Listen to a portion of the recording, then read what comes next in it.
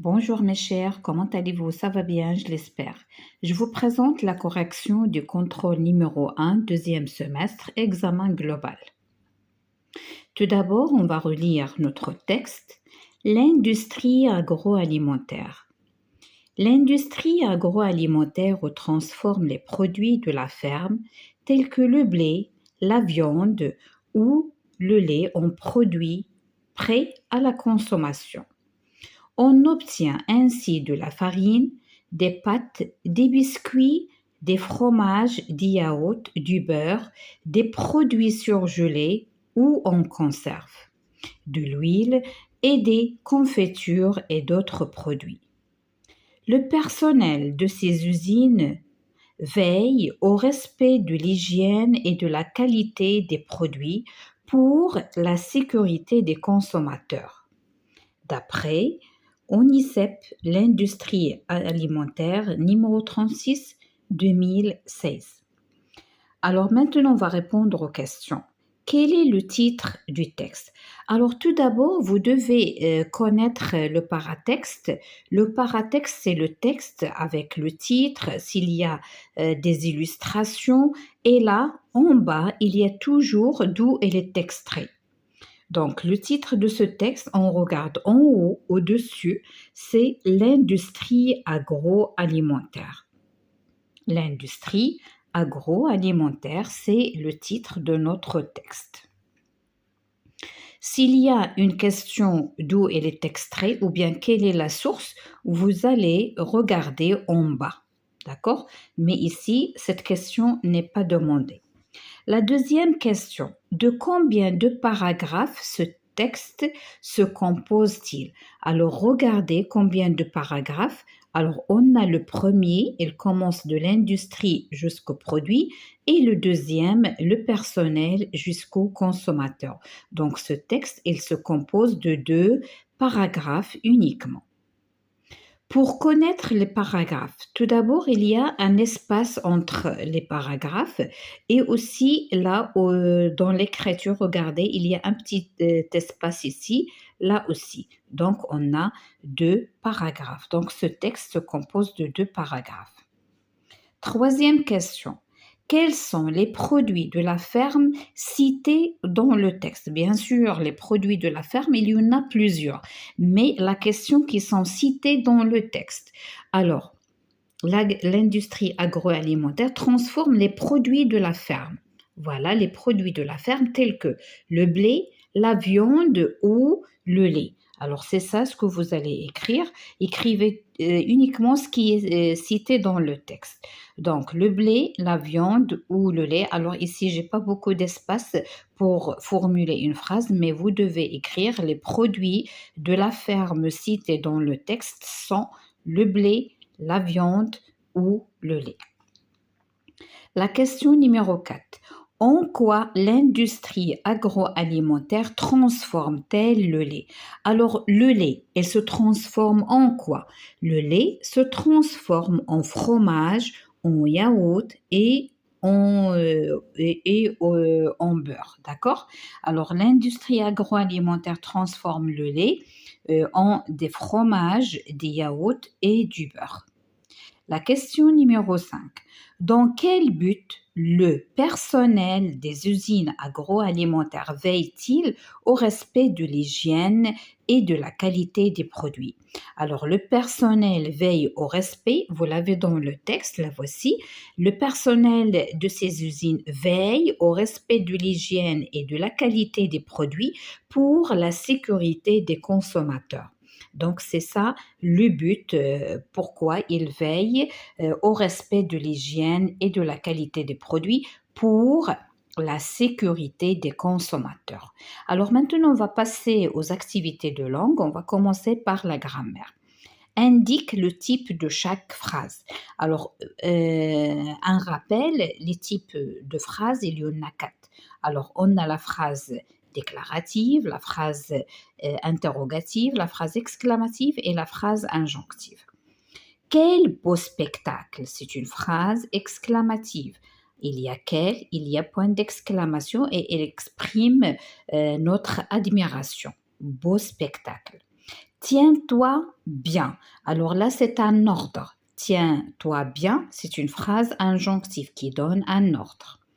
Combien y a-t-il d'ouvriers dans cette usine? Alors là, c'est une question. On pose une question, donc c'est une phrase interrogative.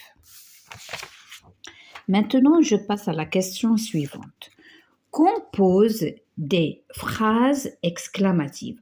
Alors, pour transformer une phrase en phrase exclamative, on doit exprimer les émotions, la joie, la gaieté, etc., la surprise, et aussi on utilise des mots exclamatifs comme, quel ou bien que.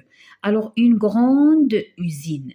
Alors, on peut dire comme cette usine est grande. Ou bien, on peut dire quelle grande usine. Là aussi, c'est possible. Quelle grande usine. Alors, je vais l'ajouter. Quelle, c'est féminin. Pourquoi? Parce que usine est féminin. Quelle grande usine. Donc là, je vous montre qu'il y a plusieurs possibilités. D'accord? Comme cette usine est grande, ou bien quelle grande usine, ou bien que cette usine est grande. Là aussi, c'est possible. Alors, on a organisation. Quelle organisation? D'accord? Quelle organisation? Organisation, c'est féminin, c'est pour cela qu'on a mis deux LE. Et bien sûr, n'oubliez pas le point d'exclamation parce que la phrase exclamative se termine toujours par un point d'exclamation. Exercice numéro 3. Transforme ces phrases déclaratives en phrases injonctives de deux façons différentes. Alors tout d'abord, un petit rappel. Pour transformer une phrase déclarative en phrase injonctive, il y a trois façons. La première des choses, on peut utiliser un verbe à l'impératif. D'accord? On peut utiliser la tournure verbale. La tournure verbale, c'est-à-dire on utilise le verbe falloir, il faut, ou bien le verbe devoir, je dois, tu dois, il doit, nous devons, vous devez, ils doivent, ils doivent. Le verbe falloir, on utilise uniquement il parce que c'est un verbe impersonnel et se conjugue à une seule personne qui est il au singulier. Et aussi, on peut utiliser un verbe à l'infinitif. Alors, nous appliquons pour réussir. Alors là, j'ai utilisé la tournure verbale ici. Nous devons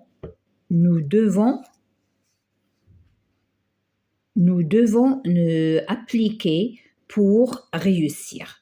Alors là, on a utilisé, j'ai dit, la tournure verbale, comme on peut dire appliquons pour réussir. On va mettre le verbe à l'infinitif.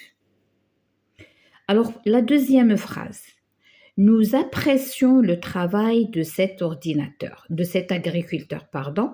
Alors là, j'ai utilisé l'impératif.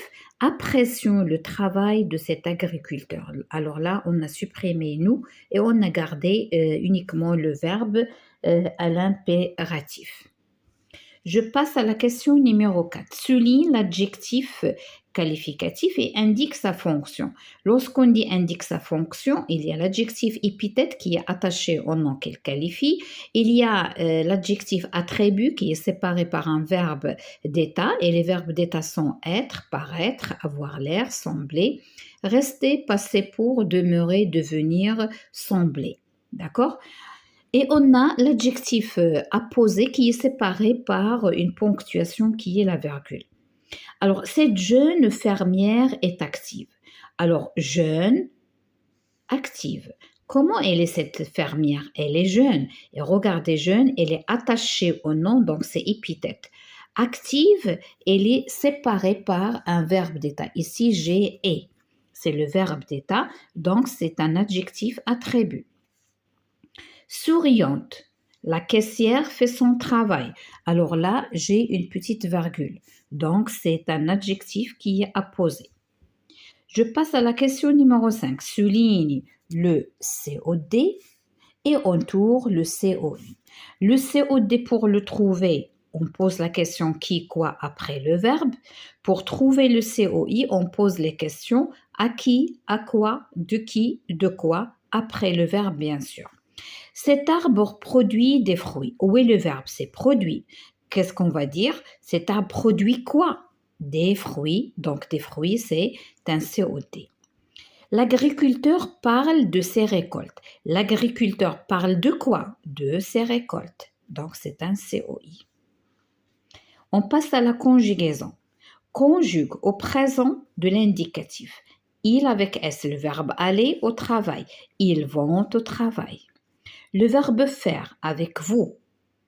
Vos courses dans l'épicerie. Vous faites vos courses dans l'épicerie.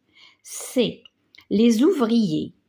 Se réveiller, c'est un verbe pronominal. Les ouvriers se réveillent tôt le matin. Tu, le verbe s'habiller. Tu t'habilles tout seul. Je, le verbe se divertir en pratiquant du sport. Je me divertis en pratiquant du sport. Alors là, les verbes pronominaux, et ils se marquent avec le pronom réfléchi, et le pronom réfléchi, se ou bien S apostrophe, et se transforme avec le pronom personnel. On dit je me, tu te, il se, nous, vous, il se, il se. Et bien sûr, le verbe se conjugue comme d'habitude.